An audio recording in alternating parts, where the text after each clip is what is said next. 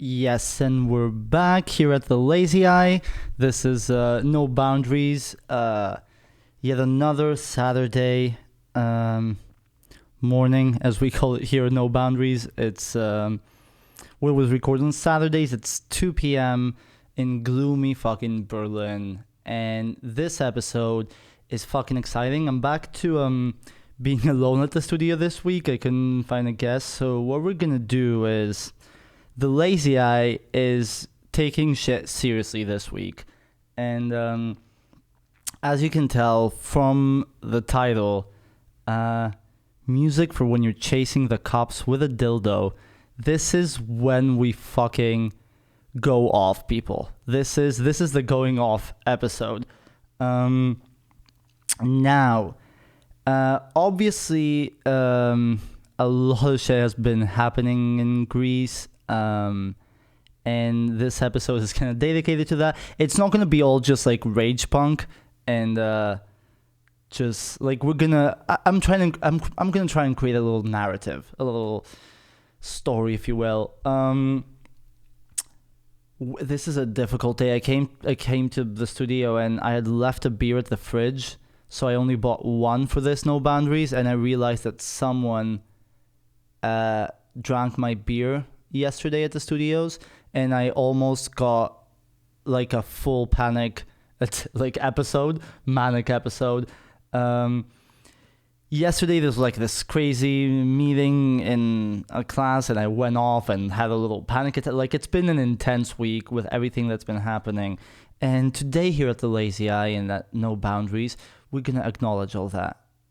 I need to be heard. So, I mean, most of it is gonna revolve around. Fuck the police coming straight from the underground. Yep. I love these. Like, I need to like find some nice like a soundboard. Like, I think me and Felipe last No Boundaries had so much fun with the what was it called? The whip. Let It Whip in the shower episode, and last week a lot of sexual content as well with the Swedish gang. So yeah, thank you for tuning in. Thanks for listening to the podcast and stuff. We don't exactly know when this No Boundaries is going to be out, because I normally post everything on Tuesdays and record on Saturdays, but there is a 60% chance that this Tuesday we're going to have the first installment of the Dumb Bitch Disease podcast with Colette. So we'll see. So we'll either maybe come out on Monday or Wednesday, or maybe Tuesday, and then we're going to have the Dumb Bitch Disease podcast a week later. So until, as always, No Boundary starts, like, we need to get our footing. So here's the story that we're gonna, let's imagine. I think, yeah, we're gonna get into what's happening. Not a lot. I don't want to talk about what's happening that much. We're gonna just go around it and have a little bit of a therapy session. So let's imagine, before you know that you're gonna hit the cops with a dildo and chase them around the streets. This is more of like I'm starting to realize that I'm a free soul and maybe I need to chase the police with a dildo, but the thought hasn't yet entered our minds. So this is like it's like pre-everything.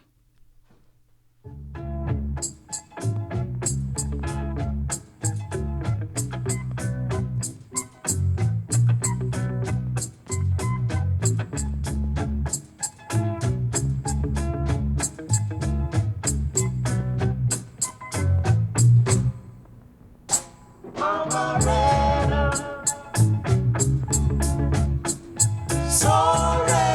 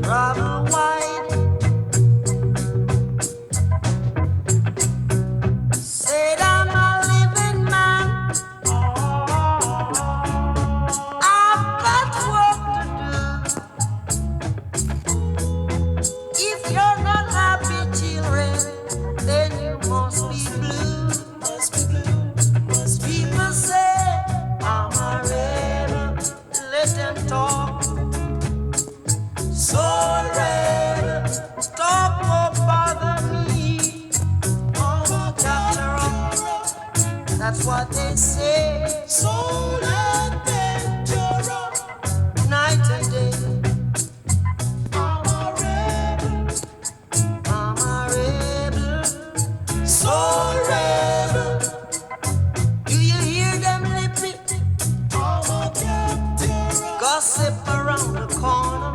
Soul adventure. How they adventure on me.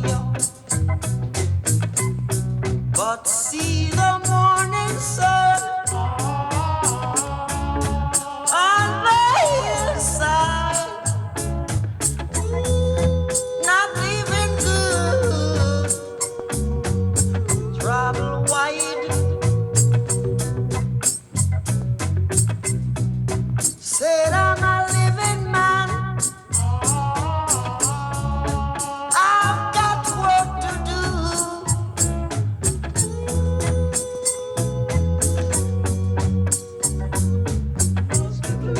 If you're not happy, you must be blue. I'm a rebel, so rebel. I'm a capturer,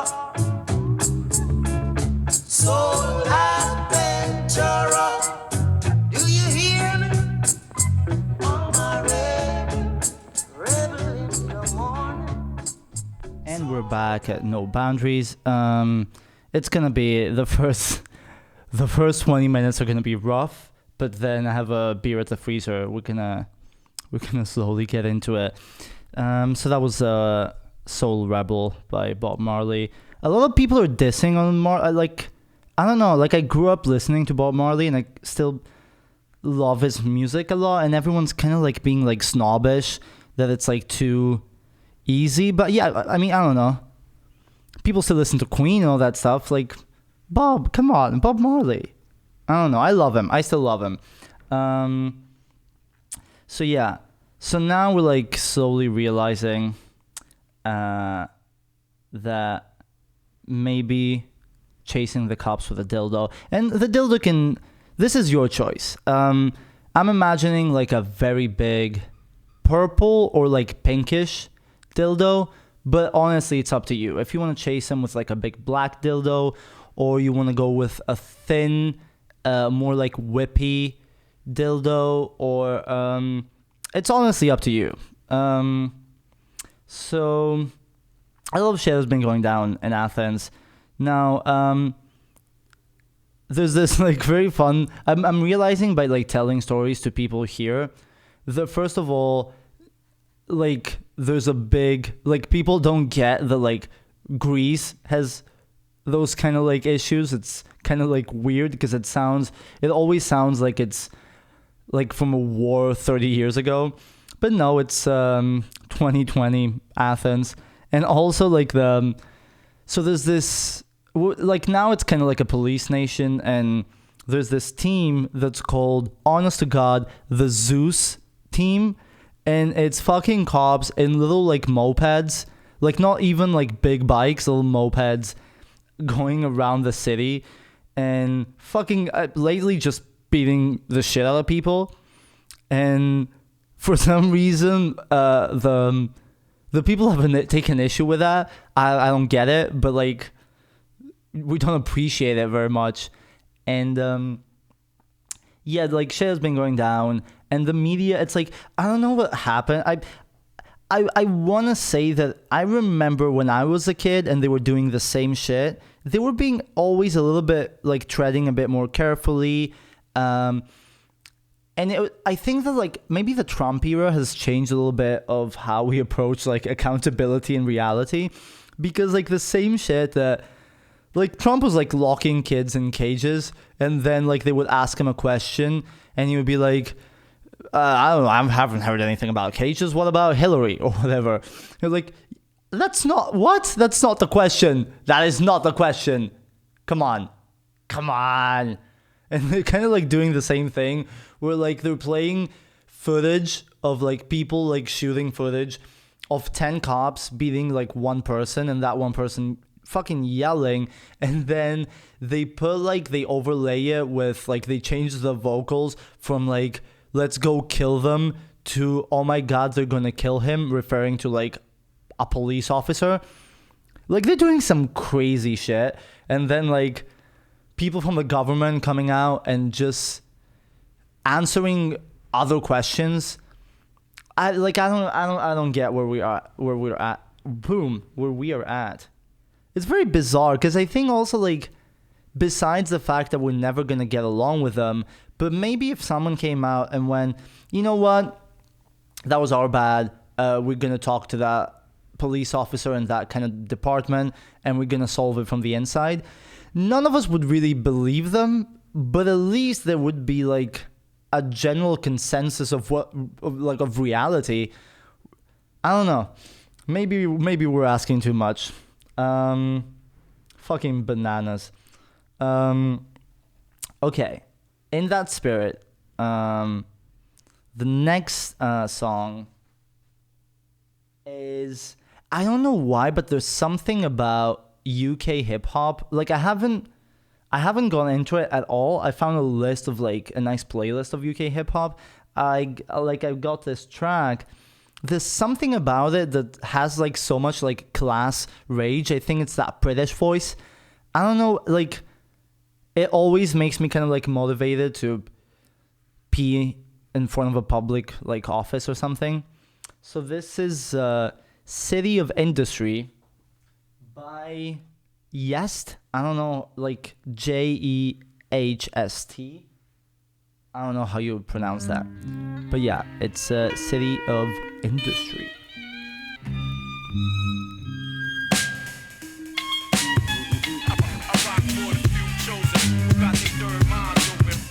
Yeah.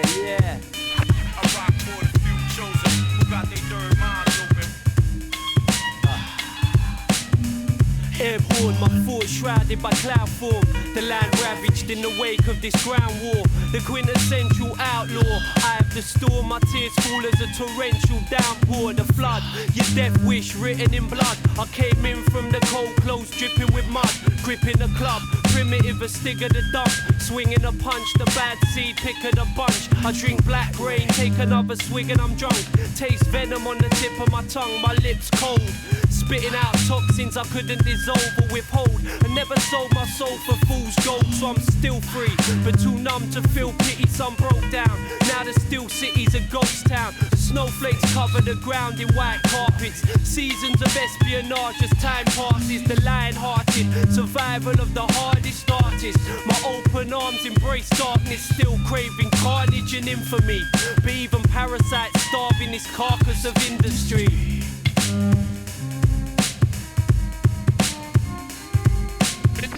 In the B-boy stance, I'm in the smog all alone.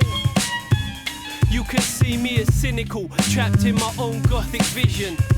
Encapsulating chaos in this composition. Calculated like the lies of a politician. Gripping a slingshot, I size up the opposition. I drop a match in the clouds and watch the flames rise.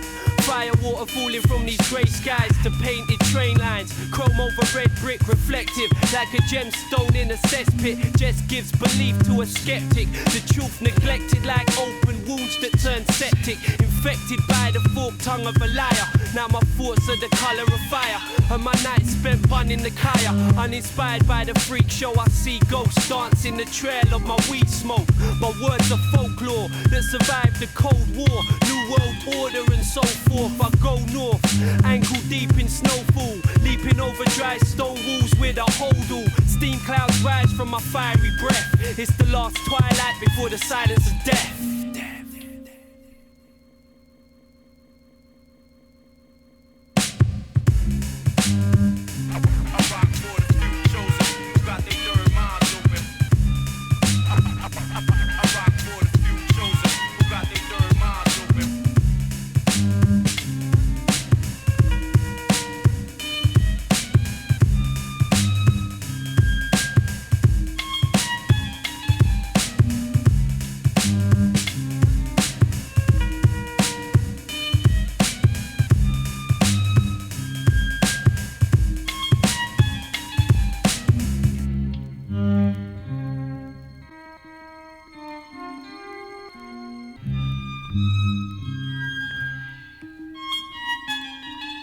We're getting into it. People getting into it. I grabbed the beer from the freezer. This is gonna pick up.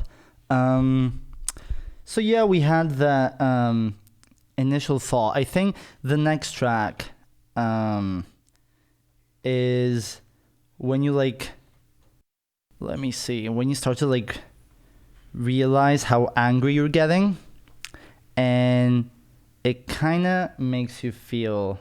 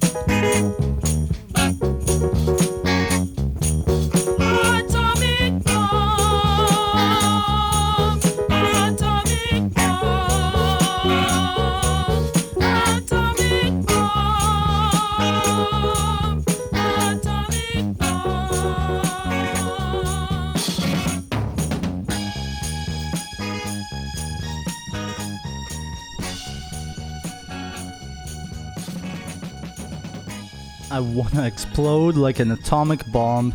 Fuck yeah. That was William.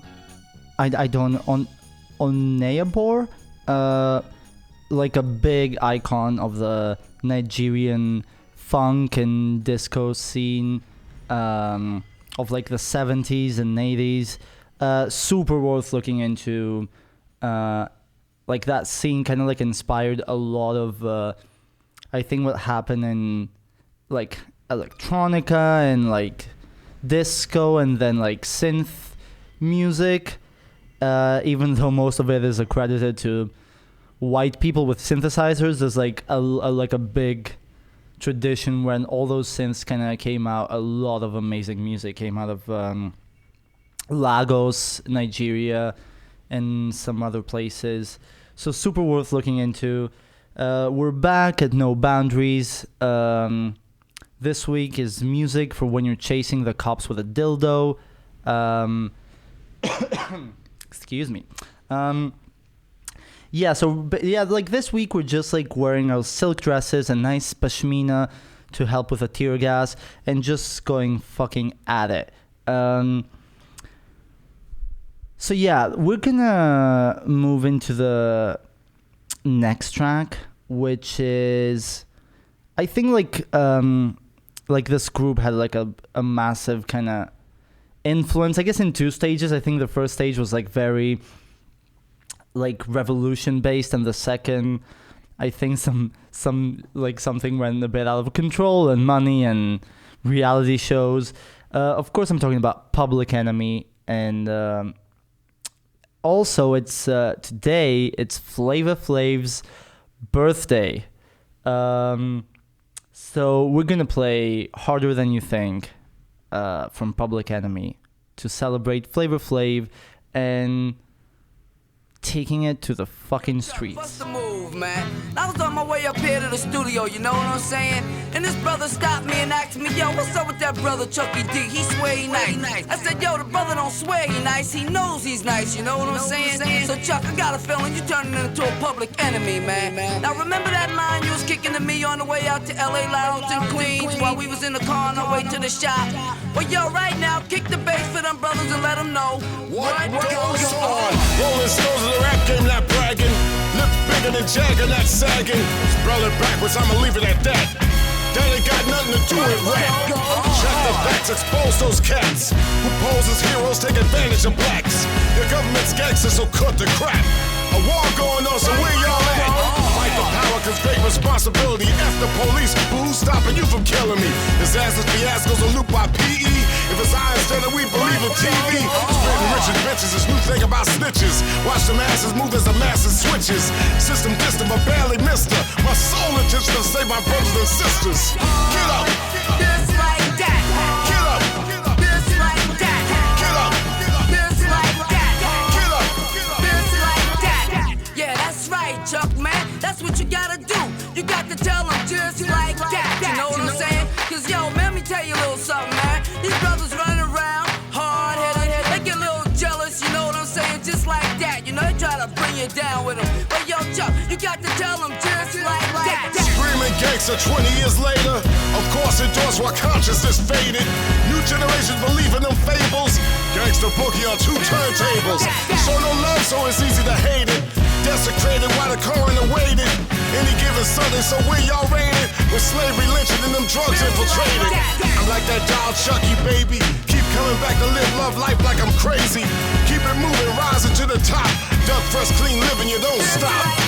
Revolution means change, don't look at me strange. So I can't repeat what other rappers be saying. If you don't stand for something, you fall for anything.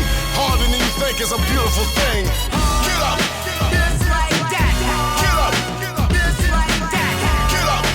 Just like that. Get up! Just like that. Yeah, that's right, Chuck, man. That's what you gotta do. You got to tell them just like that. You know what I'm saying? Cause yo, man, let me tell you a little something, man. These brothers running around, hard-headed, they get a little jealous, you know what I'm saying? Just like that. You know, they try to bring you down with them. But yo, Chuck, you got to tell them just like that. So it's time to leave you a preview so you too can review what we do. 20 years in this business, how you sell soul, gee whiz. People bear witness. Thank you for letting us be ourselves. So don't mind me if I repeat myself. These simple lines be good for your health. To keep them crime rhymes on the shelf. Live, love life like you just don't care. 5,000 leaders never scared. Rain and noise is the moment they feared. Get up, still a beautiful idea. Get up, throw your hands in the air. Get up and show no fear. Get up if y'all really care. We need 20 years, now get up. Yeah, that's right. We're public enemy number one in New York. Public enemy number one in Philly. Public enemy number one in D.C. Public enemy number one in Cleveland, Ohio. Also, we're public enemy number one in St. Louis. Public enemy number one in New Jersey. And Buzzing. We're also public enemy number one in Cincinnati. In Atlanta. Even public enemy number one in Chicago. Public enemy number one in Detroit. Public enemy number one in Oakland. Public enemy number one in Baltimore. Public enemy number one in Miami. Public enemy number one in Indiana. Also public enemy number one in LA. Also we're public enemy number one in Alabama, y'all. Public enemy number one in Tennessee. Public enemy number one in Mississippi. Just like that. Just like that. Just like that. Yes, that was Public Enemy with Harder Than You Think, Flavor Flav, and shit, forgot the other member. Oh, come on. Chuck. Anyway, I apologize. Very disrespectful. Chuck D. Okay, I got it. We're getting into it, people. I'm getting comfortable. This is a very difficult day. So yeah, yesterday was kind of like an interesting day. I don't know. So everything is popping a little bit. I mean, I've been kind of like locked in the studio I've forgotten how to talk to people. We're doing some interesting stuff that I hope by May and June, some of it will be out. Basically, yesterday, it's weird because like this like I don't know how to say, but like our second year, those straighties really like don't know how to communicate. Now, I mean, I am a heterosexual in some ways, and in some ways not at all. But the point is, those like, I don't know, like we have a couple of classes, and there's like a couple of people who kind of control our curriculum and stuff. And basically for like, because first year we had like amazing like women and queer people, and now we kind of have the straighties where they don't know how to communicate. And we're doing classes on Zoom, like everyone's just getting more and more aggravated. And like, I don't know, for me also like not being in Greece and learning what's happening there has been a bit traumatizing. I don't know what's worse. I think it's worse being there, obviously, but I don't know. It's weird and creepy being like so far away and hearing all that shit. So like yesterday I was fucking like boiling with anger out of nowhere, and I had like a small panic attack because like the class was just fucking like I don't even want to talk about it. And then like the tutor calls me out, and I opened the microphone on Zoom after being just like I lay down on the floor so you couldn't see me in the camera. And I was like, okay, how do I approach this without getting not expelled, but like that guy, I'm sure like he would fail me if I didn't do it properly. And then I just went off on like the lack of awareness that our tutors have, and kind of like the zero, I don't know, like human connection and psychological support. And it's all just like, I don't want a PowerPoint presentation. This is like, we're supposed to be talking about art. I don't know. So I fucking went off, which was actually really nice because I started with like a panic attack, and then it ended in euphoria, just because after 6 months of not ever saying anything, not everyone, 2 or 3 people that the only people that talk in our classes kind of just talked as well, and everyone just fucking went hard in the paint. So I don't know, today's like a weird day, but I don't know, I was like trying to, I kind of remembered like some weird stuff, like back when I was when I was like a kid, like, I don't know, all this kind of like political situation kind of reminded me that, so I think I've told this story in a podcast that is not uploaded though, so it doesn't matter, it's like the back catalog. That's why the first podcast on the platforms is like number 12 or something. Oh, there were podcasts before this. We've been doing this for like almost, I don't know, a year and a half, with very limited success.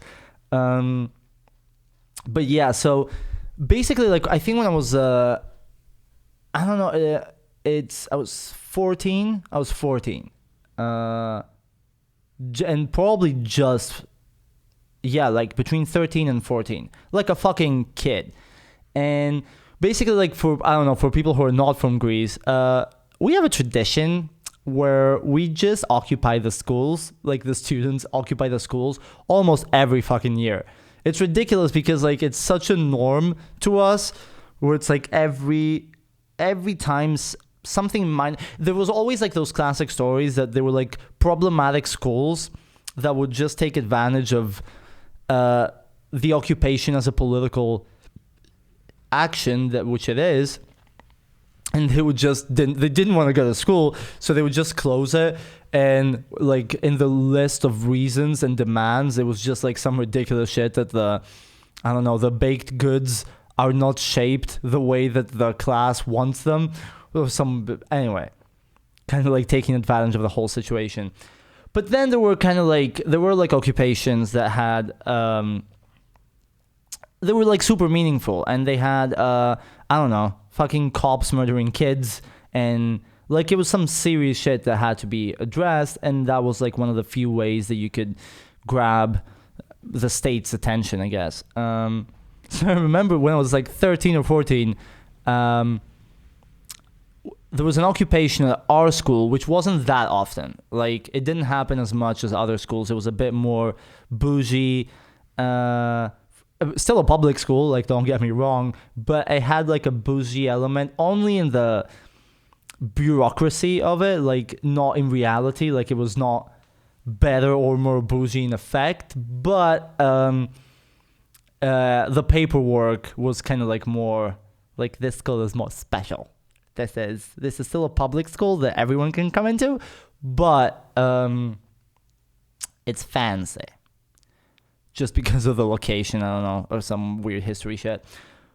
But yeah, so what happened is, at that time, I was very, very like angry, politically engaged, even though I was like 13 or 14, because I grew up in an area where like I was kind of like always between 2 or 3 places that were in the middle of any news video that you've ever seen of Athens like being engorged in flames. I was 200 meters on any direction from that, so I kind of had a lot of like fucking young teenage rage.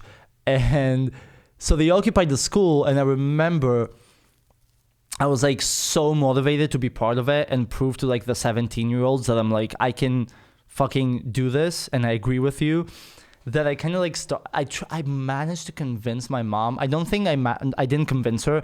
I think I coerced her.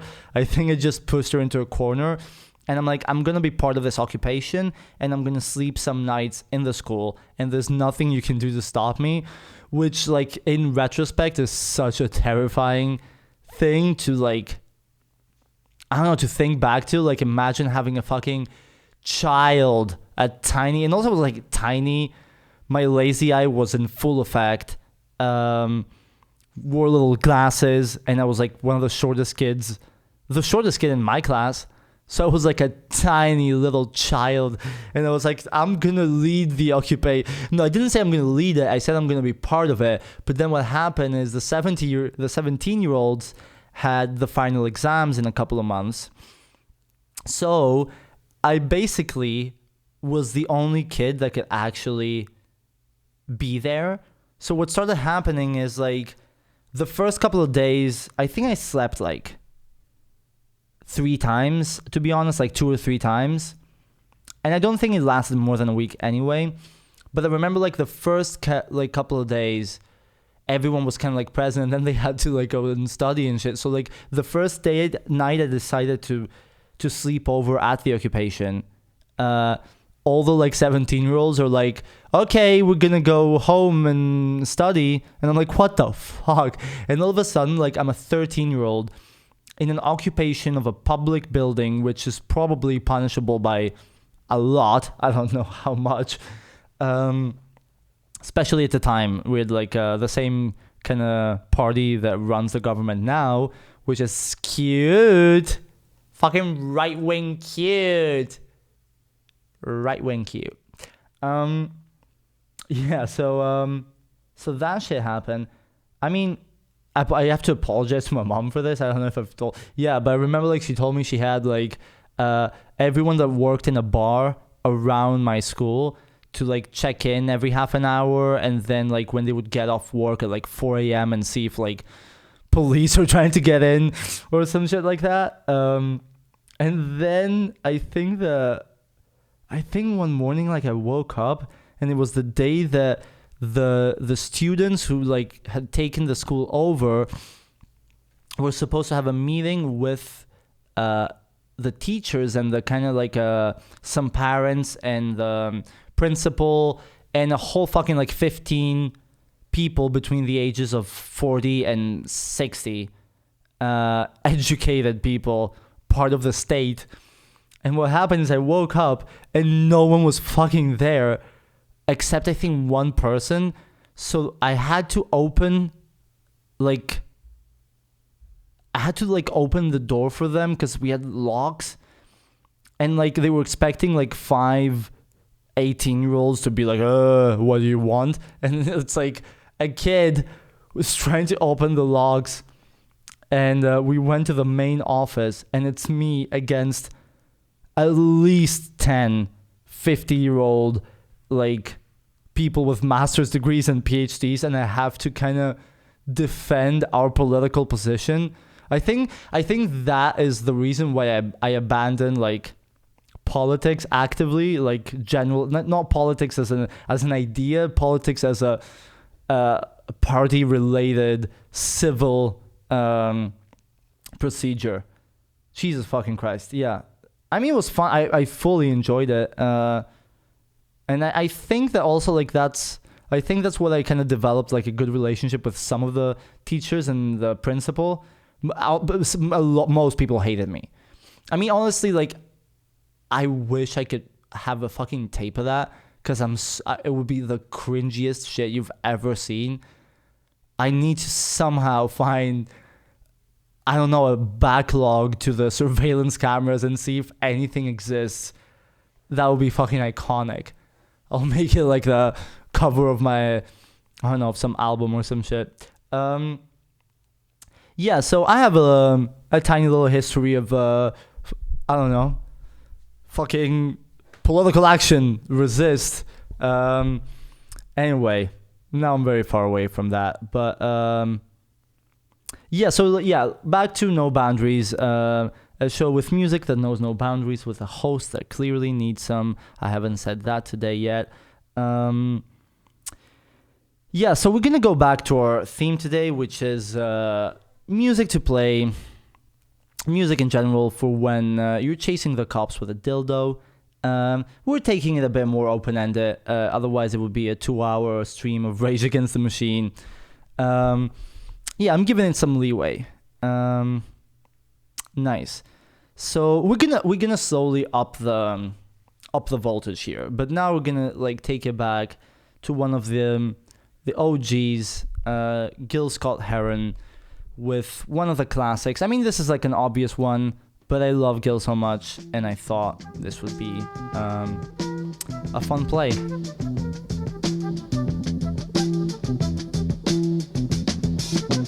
You will not be able to stay home, brother. You will not be able to plug in, turn on, and cop out. You will not be able to lose yourself on Skag and skip out for beer during commercials, because the revolution will not be televised. The revolution will not be televised. The revolution will not be brought to you by Xerox in 4 parts without commercial interruptions. The revolution will not show you pictures of Nixon blowing a bugle and leading a charge by John Mitchell, General Abrams, and Spyro Agnew to eat hog maws confiscated from a Harlem sanctuary. The revolution will not be televised. The revolution will not be brought to you by the Schaefer Award Theater and will not star Natalie Woods and Steve McQueen or Bullwinkle and Julia. The revolution will not give your mouth sex appeal. The revolution will not get rid of the nub. The revolution will not make you look 5 pounds thinner because the revolution will not be televised, brother. There will be no pictures of you and Willie Mae pushing that shopping cart down the block on the dead run or trying to slide that color TV into a stolen ambulance. NBC will not be able to predict the winner at 8:32 on report from 29 districts. The revolution will not be televised. There will be no pictures of pigs shooting down brothers on the instant replay. There will be no pictures of pigs shooting down brothers on the instant replay. There will be no pictures of Whitney Young being run out of Harlem on a rail with a brand new process. There will be no slow motion or still lights of Roy Wilkins strolling through Watts in a red, black, and green liberation jumpsuit that he has been saving for just the proper occasion. Green Acres, Beverly Hillbillies, and Hooterville Junction will no longer be so damn relevant, and women will not care if Dick finally got down with Jane on Search for Tomorrow, because black people will be in the street looking for a brighter day. The revolution will not be televised. There will be no highlights on the 11 o'clock news and no pictures of Harry armed women liberationists and Jackie Onassis blowing her nose. The theme song will not be written by Jim Webb or Francis Scott Keys, nor sung by Glenn Campbell, Tom Jones, Johnny Cash, Engelbert Humperdinck, or The Rare Earth. The revolution will not be televised. The revolution will not be right back after a message about a white tornado, white lightning, or white people. You will not have to worry about a dove in your bedroom, the tiger in your tank, or the giant in your toilet bowl.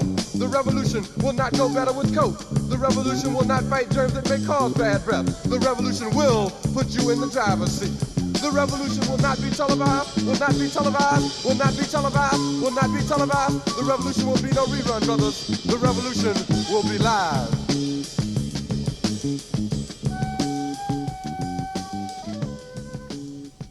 An absolute classic. And okay, now we've done like a little bit of setting the scene, I think. So okay, now we're getting into the shit. So let's imagine that a police officer from Team Zeus, which is so much fun to say in English, Team Zeus comes with his little moped and asks you like, why are you wearing those clothes? Are you gay? And then like, show me your ID. Or like he starts harassing you and you go, can you wait a second, sir, so I can get my Bluetooth speaker out and blast this.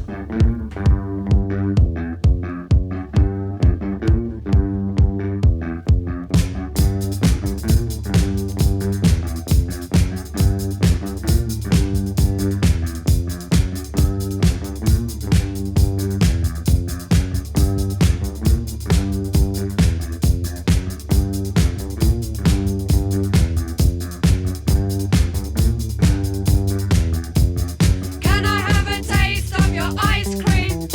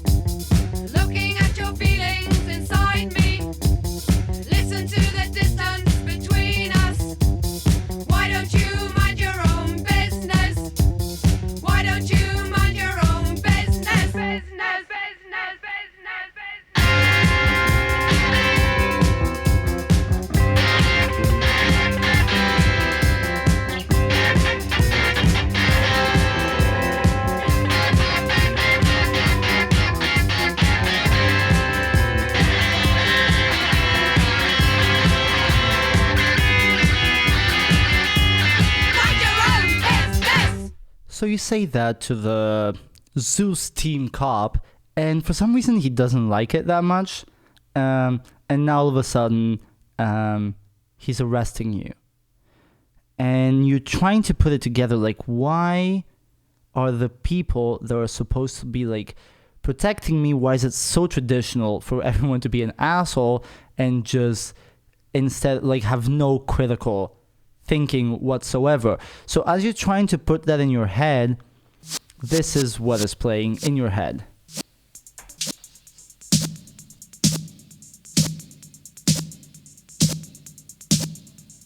Τώρα, μαλλιά ξεριζωμένα, απάνω από τα αυτιά, τα υπόλοιπα αγκάθινα στεφάνια, δαγκωμένα τόστ στα χέρια, νοπά από μετάληψη, ωφέλιμη στην πέψη, αδιαμαρτύρητες γλώσσες χωρίς γεύση, ομοιόμορφες αδιάβροχες φωνές, σε ποτ πουρί εκατομμυρίων χιτ, πάνω στο ίδιο beat, αποστεωμένα πόδια, σε αγώνα στάσεις, σε βιτρίνα αθλητική.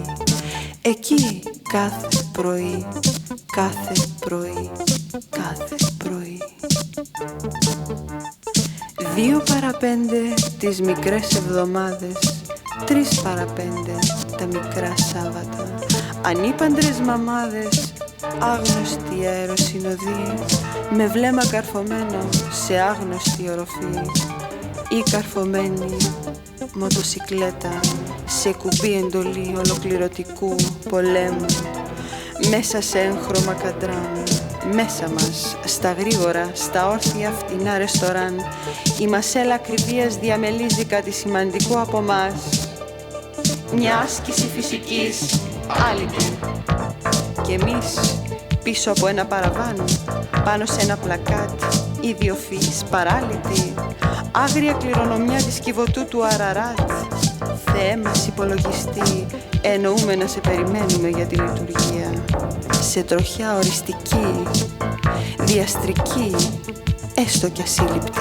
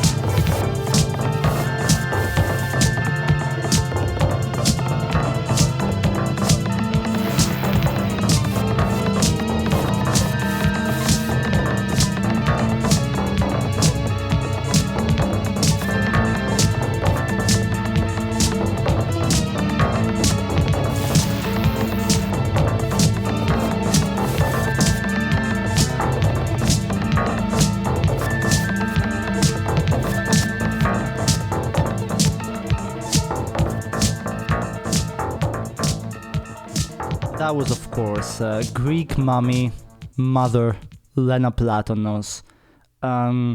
True fucking icon, and also kind of Berlin famous. Like, I think she might even be bigger in Berlin than she is in Athens. Might be an exaggeration, but I mean, like, I don't know, every time you tell someone you're Greek, they go, oh, Lena Platonos! If you're like in a bar or club in Berlin, which is super fun. That was μια άσκηση φυσικής άλυτη, which in English means an exercise of physics unsolved. That's why I kind of like put it for like, oh, you're thinking, why did the cop do that to me? So now you're slowly getting like angry with zero understanding, and you're like, okay, I see, like, to me it's very clear that I have to chase a cop with a dildo. How do I motivate my peers to also purchase a dildo and also come with me and chase them with their dildos? So you need like to motivate them, and the next 2 tracks in a row are just designed for that. It's like you're trying to get everyone on the same page. You're flipping the brochures of dildo after dildo, trying to find the ideal one so you can hit but also insert if needed.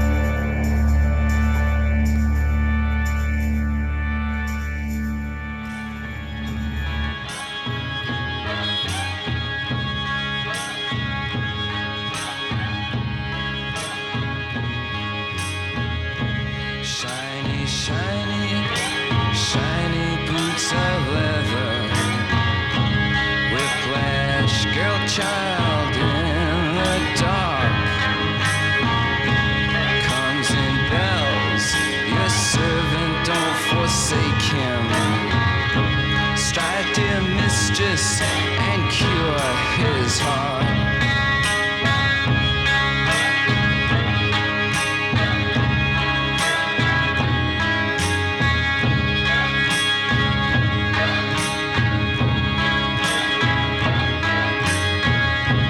Down he sins of street life fancies, chase the costumes she shall wear. Ermine furs adorn imperious. Severin, Severin awaits you there.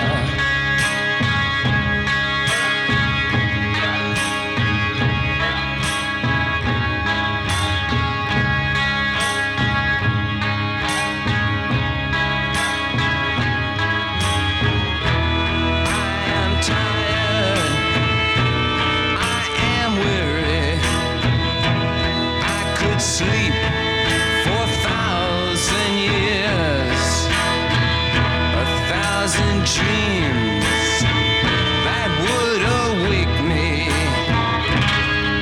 Different colors made of tears.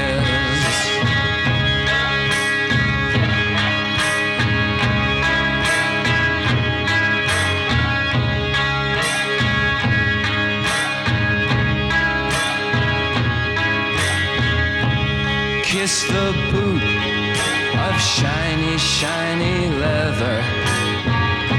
Shiny leather in the dark. Tongue the thongs, the belt that does await you. Strike, dear mistress, and cure his heart.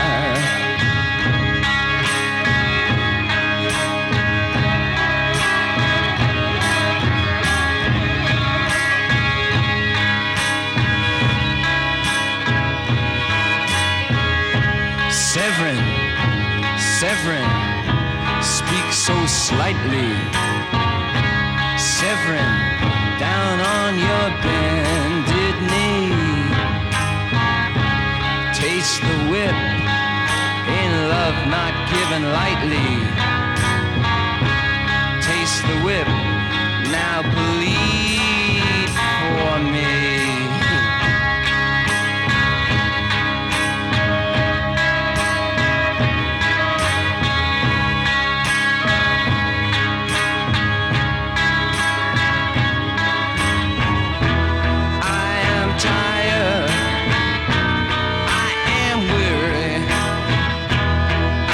Sleep for 1,000 years, 1,000 dreams that would awake me. Different colors made of tears.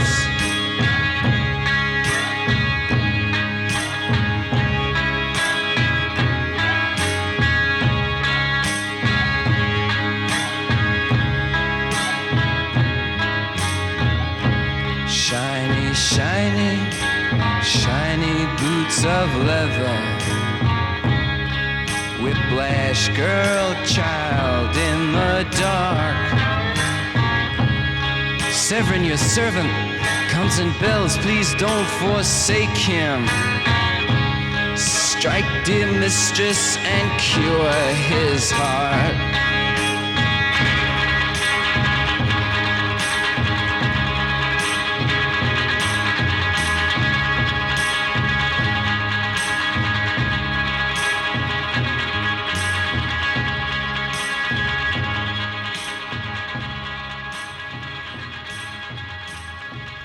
Iconic. The first track was Young Men Dead by the Black Angels, which is kind of like a cult song in Greece. I don't know. You know, like it's weird because you talk to people when you like move from your country permanently for good reason, apparently. That was my spoken word section there. Yeah, it's like you kind of realize that like there's so much like topical stuff. Like there's so much music that is super popular in Greece, and generally like it's not some like weird deep cuts or B-sides, like music that has like, I don't know, millions of views on YouTube and whatever, but there's like certain places where it just never reaches that way. So like I don't even know if like the Black Angels are that popular outside of some I don't know, I have no idea. Because for example, like Thievery Corporation, which actually thinking about it, they would have been nice for this show, but anyway, they're like massive in Greece. And then like everyone in Berlin says, why are you playing lounge music, like hotel lounge music? I'm like, this is Thievery Corporation, come on, it has been our background for 20 years now. There's not a person alive in Greece that hasn't had coffee while listening to Thievery Corporation in the background. So anyway, the second one was, of course, the Velvet Underground, Venus in Furs, F-U-R-S, Furs. And now I realized before we get to the actual dildo fight, which I'm sure everyone's very excited, I think I have one more track that I realized only kind of belongs in this section. So I'm going to play that as well. Before that, like I kind of like realized during this nice opportunity for a classic lazy eye cigarette break, as we always do, I realized like one of the reasons why like I came to the studio so fucking out of it, besides the things that I listed before, I mean, I think probably like everyone who listens to the Lazy Eye is aware that I am white trash broke as hell. So what I did, like I had to like run to the supermarket to grab a couple of stuff, and I'm like, I haven't had anything to eat, and I saw like a €1.50 packaged sandwich, like toast sandwich. And I've had them once before where I was like super broke and needed like a quick snack, didn't have time to prepare anything.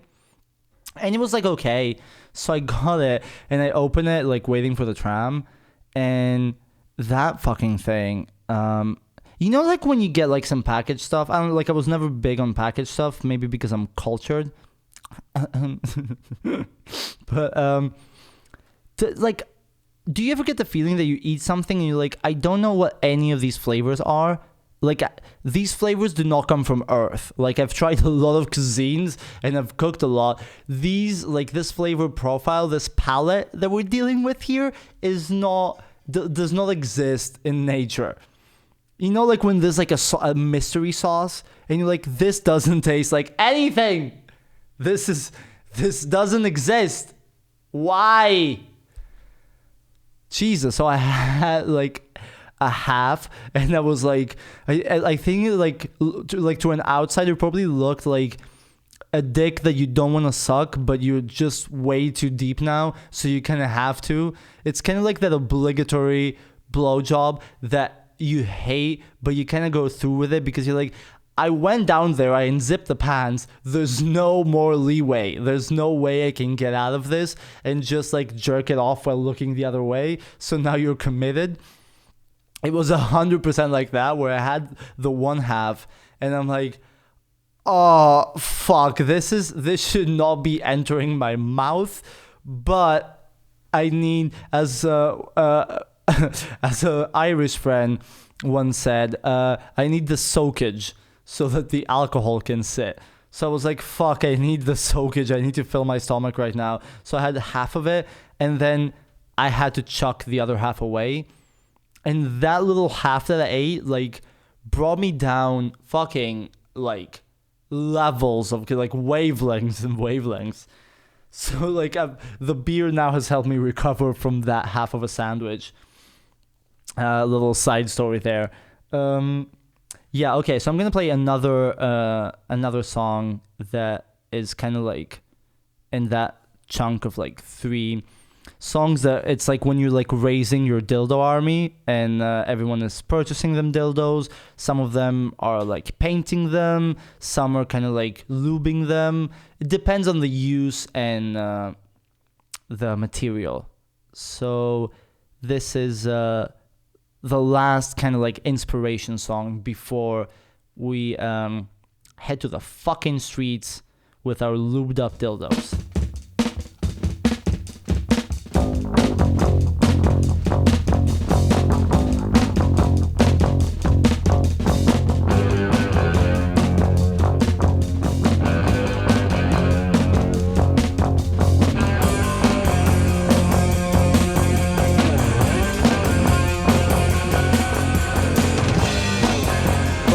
mother's womb, just like any other room. Made a promise for a new life, made a victim out of your life. When your time's on the door and it grips to the floor and you feel you can touch, all the noise is too much and the seeds that are sown are no longer your own. Just a minor operation to force a final ultimatum. 1,000 words are spoken loud, reasoned up to fool the crowd. When you walk down the street and the sound not so sweet, and you wish you could hide, maybe go for a ride to some peep show arcade where the future's not made. A nightmare situation, infiltrate imagination, smacks of past all it was. By the war with broken laws, the leaders of men, born out of your frustration. The leaders of men, just a strange infatuation.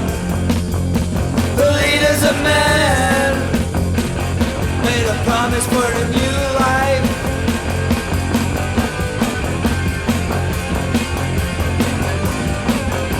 No savior for our sakes, to cross the eternities of hate.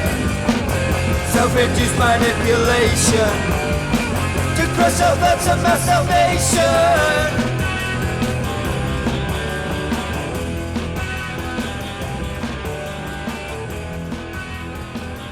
And that was, of course, Joy Division with Leaders of Men.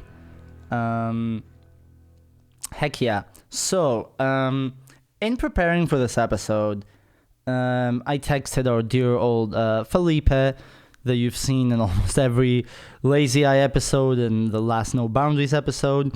So I texted him and I'm like, I'm doing Attacking the Cops with Dildos tomorrow. Do you have any interesting like queer like femme suggestions that I could play? Now he sent me a bunch. A lot of it I couldn't find. If you're listening, Felipe, I'm sorry that I'm only playing one of the things that you sent, but I'm gonna shout out most of the list. So before I tell you the one that I'm playing, let's see. Blame the Bible by Panzer Division. He says, OG queer liberation band. This song says fuck the church and fuck politicians who abuse Christian aesthetics. So you can check that out. Then he sent me Pussy Riot Hangers, which is also fucking lit. He also sends, also a good song to seduce straight men to. I always imagined myself being some hot femme fatale and using my gorgeous thighs to suffocate Nazis to this song. I hope you don't mind I'm reading these, Felipe. They're just too fucking good. I also sent him, I always imagine that for you too. Then he sent me an album by Gloss, all initials, GLOSS, Trans Day of Revenge. Give Violence a Chance is the track that he suggested. Now defunct non-binary band Gloss incites faggots from all around the world to snap the fucking necks of police fuckboys. The song exposes how justice systems and police groups use the aesthetics of tolerance to hide violence and discrimination. Let's see. Since you fucking straighties can't do shit, I guess it will have to be NBs and T-girls to ram their stilettos into the necks of police officers for you. Fuck yeah. Then he sent me La Famiglia Tradizionale, which is the traditional family, obviously in Italian. This is more of an Italian thing, he says. Somber and slow, but with a haunting rhythm, La Famiglia Tradizionale questions aesthetics of family life in contemporary middle-class Italy. Okay,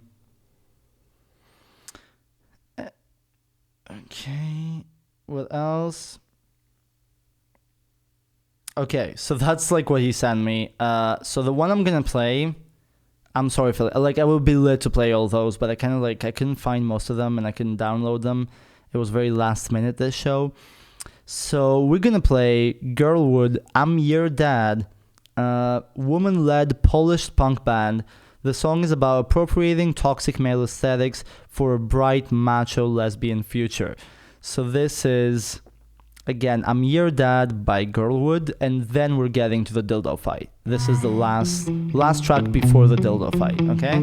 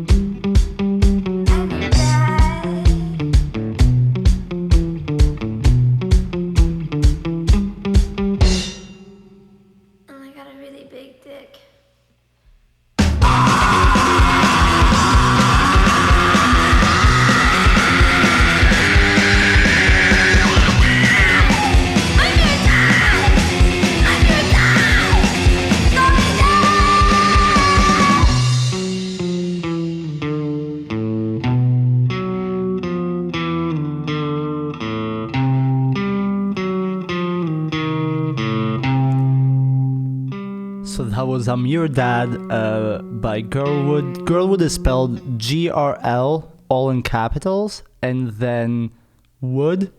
So that was Felipe's chime in. I'm sorry I couldn't play more of his stuff, but feel free to check all of that out that I said before this track. Okay, so now we're getting into... Now we have our troops, all our beautiful... dildo-equipped people wearing satin dresses and gowns and tiaras and pashminas, and we're holding our dildos and we're like about to march so we can actually chase the cops with our dildos. And this is what we play.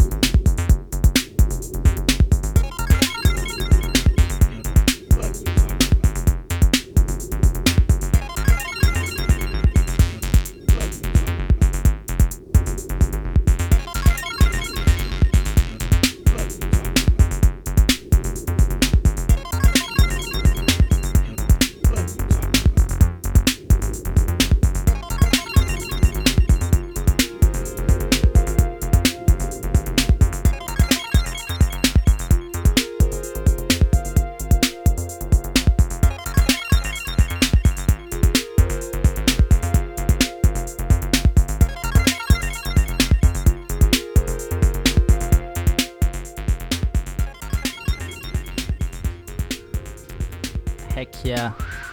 So that was Drexia. Now, I don't know about Greece, honestly, because I hadn't heard of Drexia before I came to Berlin. I mean, Drexia in like electronic music circles are like infamous, but I mean like massive. But they're not that big in Greek culture. Maybe like in the sub, I'm like Astron Bar, kind of playing like electro and experimental stuff. So Drexia were like a duo of African American electronic producers in the 80s and 90s. Part of the underground resistance collective, which was very political. And Drexia were this duo. They probably have the strongest and most brutal like Afrofuturism concept probably of all time. Afrofuturism was kind of like a movement that started like from Sun Ra, and like before that, I think even from like the 1920s and 30s, there were references to basically like African and African American people, mostly African American people. Of course, they had like a lot of roots in African culture. Like it took most of the religious, cultural, and kind of like emotional background of where African Americans came from, which obviously is Africa. And they basically was like this effort to try and make sense of why black people in this kind of world have been, and for such a long time were so oppressed. And basically Afrofuturism was a way of to escape from that reality and justify the kind of unjustifiable nature of society. And so it mostly revolved around the idea that African people were from a different planet or a different time, and the reason why they were so oppressed was because of that, because they did not belong in this world. And Drexia took that. There's like a Drexia like documentary. There's also like a 10-minute Resident Advisor piece, which I'm not a big fan of Resident Advisor, especially when it comes to these matters. I think that if people are not very like motivated to watch an entire documentary or like really look it up, that kind of like 10-minute piece of Resident Advisor actually is very well done, and kind of gives you like a bigger picture of what Drexia were and what they represented. Basically, it all came from this concept of when the slaves were transported in the ships to America, some of the women were pregnant, but they didn't know it. So when they started showing, after a month or so, the slavers basically just dumped them into the ocean. And Drexia took that kind of past just tragedy that happened to their kind of ancestors, and what they did was Drexia are basically the people that were born in the ocean, because those women gave birth in the sea, and they gave birth to this new species, half human and half aquatic creature, called the Drexians. And I mean, it's astonishing the amount of music they created. They were anonymous for a long time. Part of the underground resistance where no one kind of knew their names and faces for most of the time that they were super active in the 80s, 90s, and super early 2000s. It's fascinating. Basically, every album that they have made starts from the water and the sea and the ocean, and they have a 2000, I think their last release, which was Grava 4, which is them going to outer space to go back to their home planet. And it's just an amazing combination of like how they made the most tragic thing that had ever happened to their race and their people into one of the most emotive and kind of strong artistic concepts of all time, and also how much they moved like electronic music. Like Drexciya kind of put so many elements, and like they almost birthed electro as a genre, that kind of like acid bass and like all those things. Those were like in the 80s were kind of like non-existent. So yeah, it's super fascinating. I strongly suggest checking out Drexciya if you already don't know them and love them. And yeah, so before we continue, because if I remember correctly, we were like marching towards the cops before we chased them with the dildos. So the next track is going to be the engagement. So before the engagement, we're going to do like a quick, just because it's tradition, a quick on this day. But it's going to be like super quick this week because nothing that spectacular has happened, but I kind of like the tradition of on this day.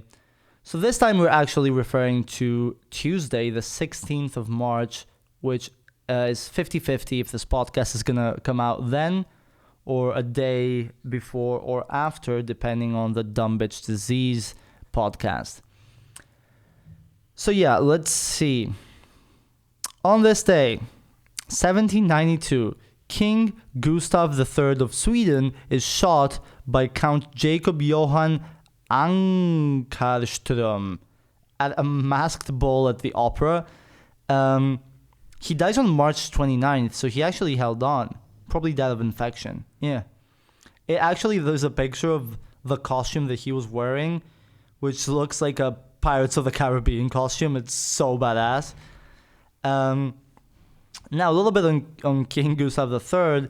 So he took power through a bloodless coup, which is impressive. If no one's killed or seriously injured in the 1700s, I almost said 1970s.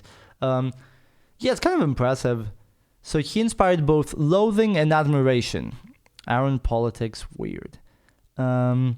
Let's see. The farmers hated him for banning them from distilling alcohol.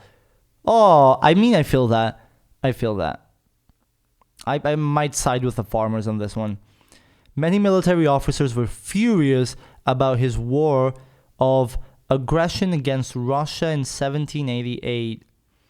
And the nobility were angry that he had withdrawn their privileges. Badass King Gustav. As King of Sweden, he is known for having prohibited torture and for his contributions to culture. Gustav, a queer icon. I love that. I mean, prohibiting torture in the 1700s might be a little bit too early. Like, give it a little bit. Like, if the US government still uses it, you can get something out of people. Anyway. Okay, so yeah, the guy who killed him was part of a group of conspirators who had decided to assassinate the tyrant. He was 46 years old when he died, which I guess in like 1700s years is like 97. So that's good enough.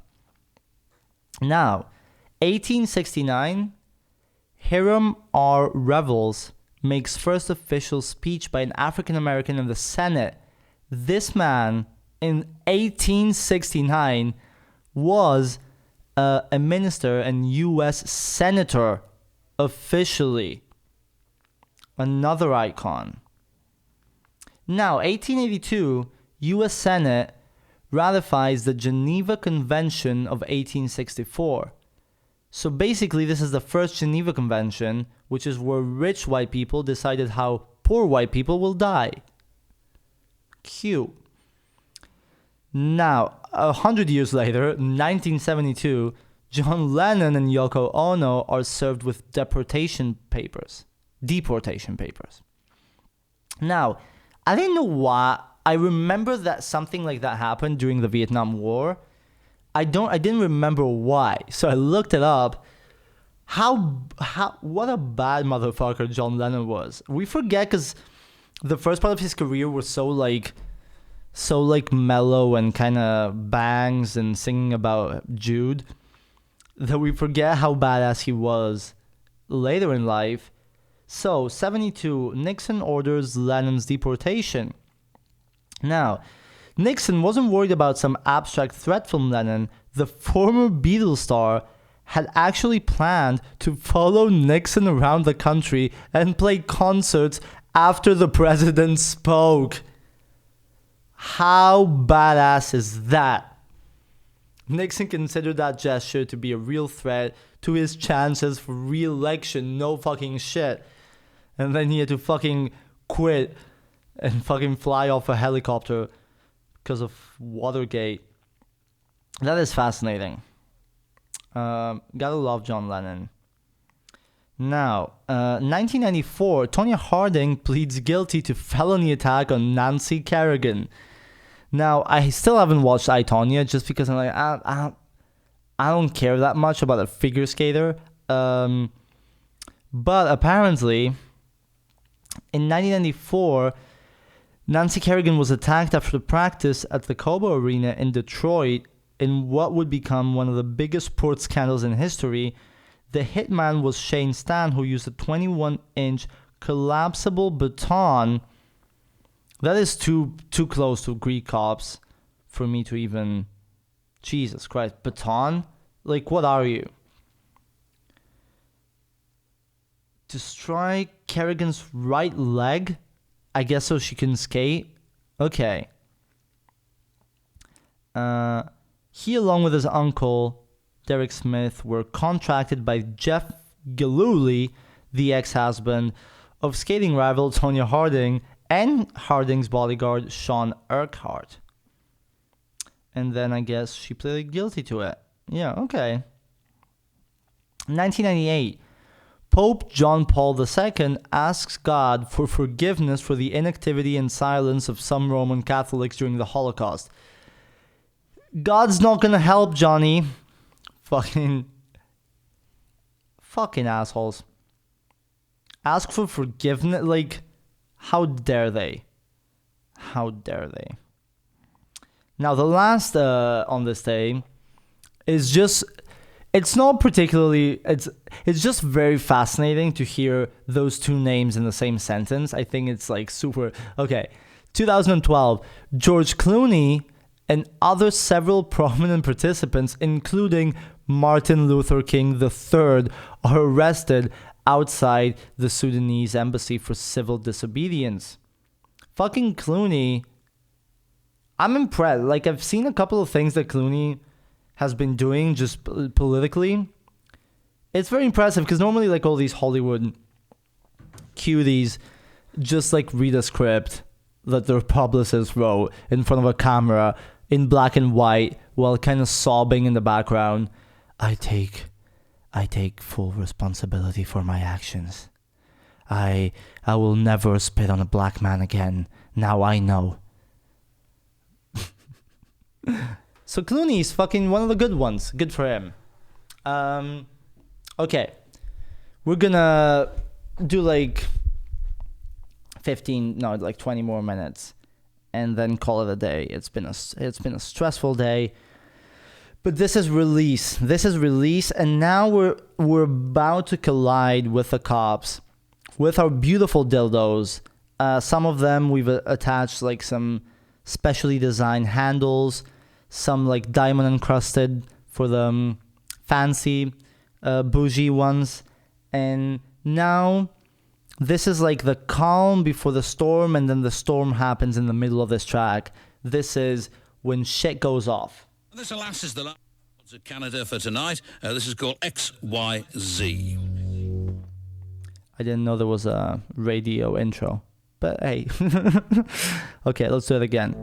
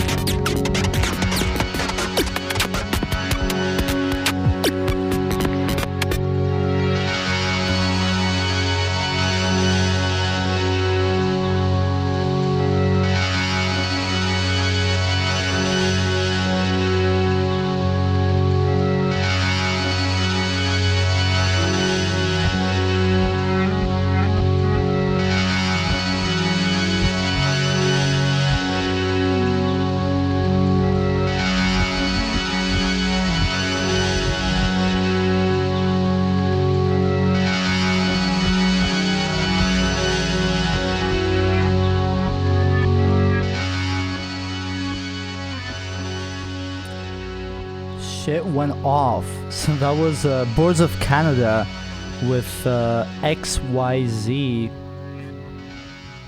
I listened to this track like a couple of times yesterday after my panic attack and euphoria moment. Like when that drop just pops, like it's like... Ugh! So yeah, that was Boards of Canada. Now I'm gonna diffuse the situation. Feel free to play some Rage Against the Machine. Like pause this and play some Rage Against the Machine or some other fucking angry stuff. Because I want at the end like to end on a good note. So now, let's say that our dildos have defeated the cops. Now, this track is kind of like the aftermath, where we have to clean our dildos. There's severed dildos in the streets. Lube is running all over the place. And this is called Red Desert by Puce Mary.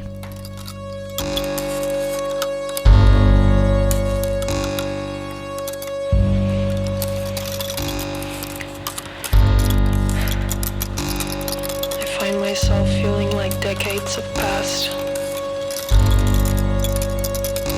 I'm an old woman now, and I've lost my attraction. I'm tortured by a feeling of drowning under you, under society, politics, the decay of nature, my lack of interest.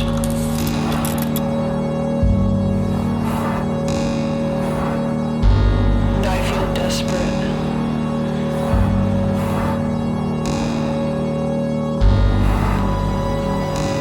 This one experience under my skin forever, like the trauma of child abuse. I feel my eyes tearing up. What should I do with them? What should I watch? I can't look at the sea for long, or I lose interest in what's happening on land. I want to look at something real. To hear a human voice, trust that it comes from a human voice. To trust that it comes from a human who is made like me. To touch a pair of lips, and at the same time know that that is a pair of lips. But to watch everything is so deceptive.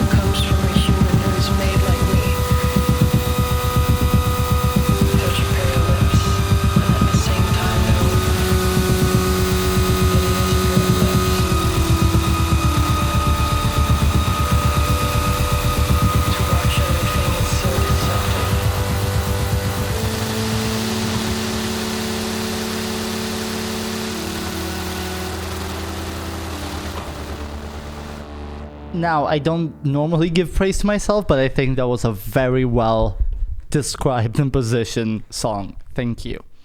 Yeah, again, that was Puce Mary with Red Desert. Beautiful, weird ambient artist that does like super weird compositions. Do check her out as well. Okay, let's bring it back. Let's say that we've gone through... There was some more room for dildo fighting there, but we're running out of time. It's been long enough. So now let's bring it back to a couple of tracks to just get us back in the ground. So that was Red Desert. This is kind of like the sunset. Like things are now, have now like set. We're happy because our dildos have infiltrated the anuses of the Zeus police team. And now we're watching the sunset, enjoying the, what's it called? The spoils of battle. Yes, indeed.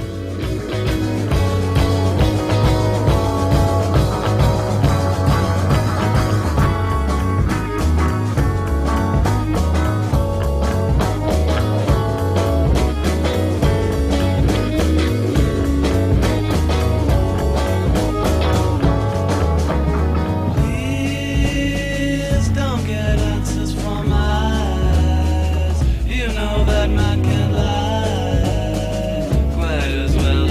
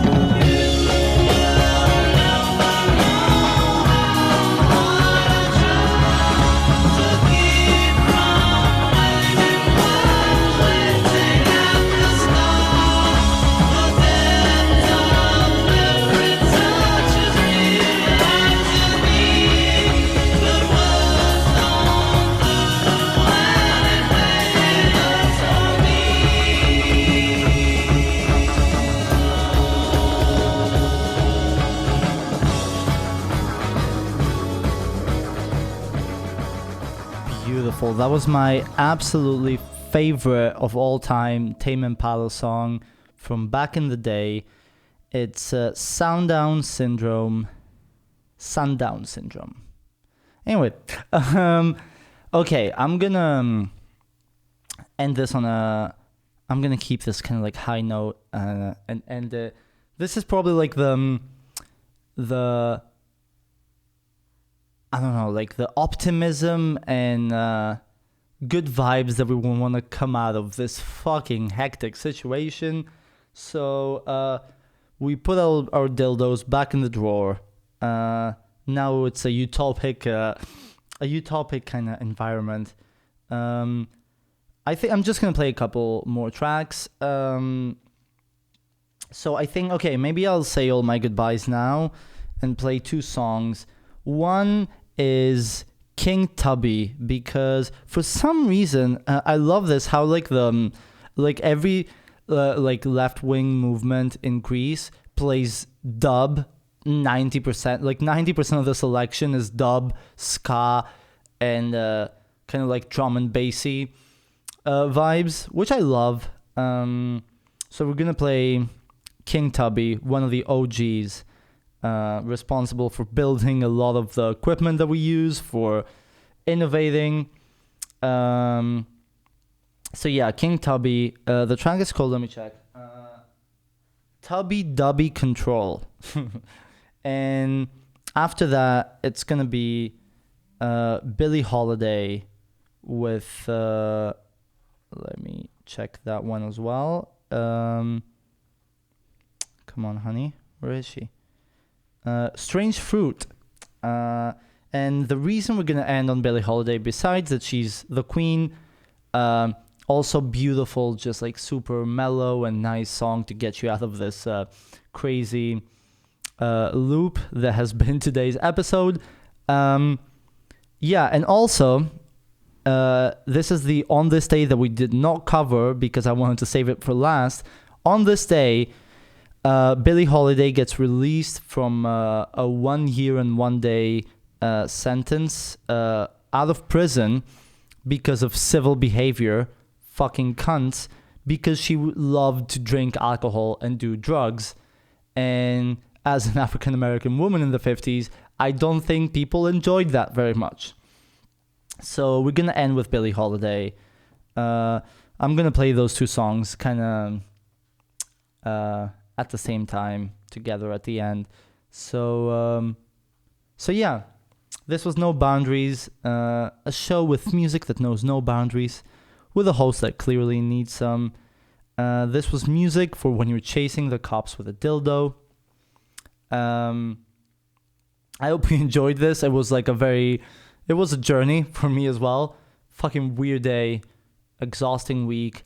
But I feel like this weekend, everything is kind of slowly coming together. Yeah, I feel like, I have a good outcome on the next weeks to come. Hopefully shit here in Berlin slowly starts going back to a fifth normal or whatever is happening during this time. Beautiful. So I'm going to leave you with that. Couple of songs coming in, and then check out The Lazy Eye. We're on Instagram, on Facebook. Check out the YouTube platform where everything is posted, plus video for The Lazy Eye podcast. We're on Spotify, Apple Podcasts, all them little platforms. So you can hear us on your preferred platform. Preferred platform. That's a good tongue tweezer. Anyway, tongue twister. Jesus, today I'm fucking all over the place. Honestly, this is like Paris chaos.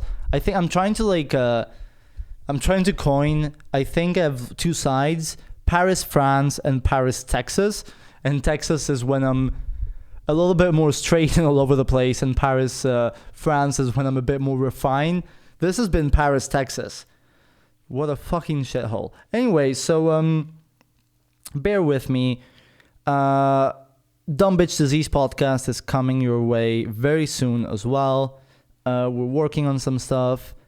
So yeah, follow us, subscribe on the YouTube so we can get a little bit more following. And I think at 100 subscribers, you can create your own link to your YouTube channel. So that's the only thing I care. I just want to have YouTube/thelazeye.com. That's the only thing I want out of this. So let's get it there. Just tell your grandma, like, subscribe from everyone's YouTube so I can get that link, and then fucking unsubscribe. We don't mind. We understand. Okay. Thank you, you lazies. Keep it half closed and distracted. Is that good for the lazy? Keep it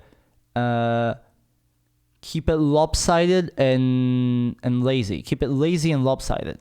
We'll figure it out. We'll figure it at some point in the next 5 years. We're gonna have a little catchphrase.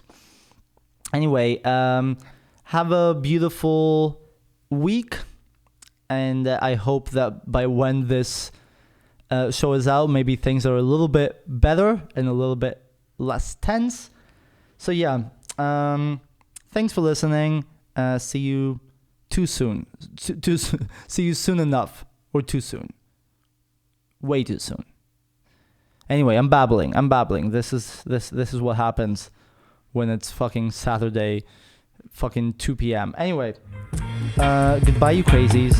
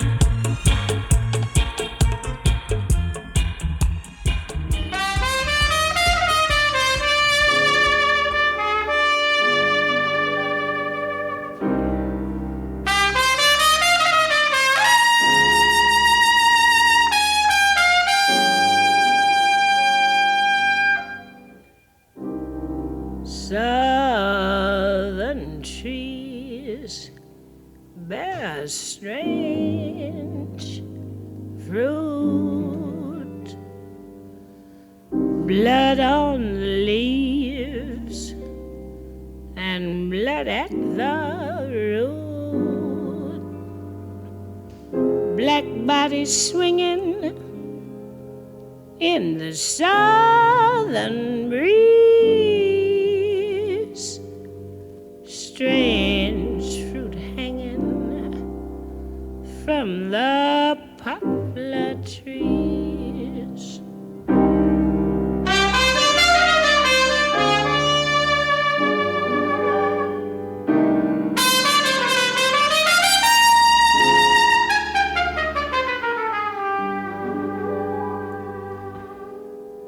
pastoral scene of the gallant South, the bulging eyes and the twisted mouth, scent of magnolia,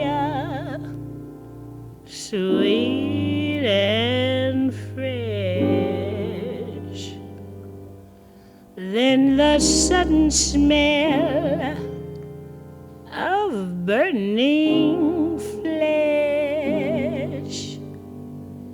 Here is a fruit for the crows to pluck, for the rain to gather, for the wind to suck, for the sun to rot, for the tree to drop.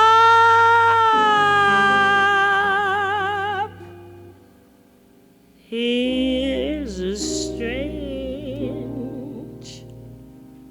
and bitter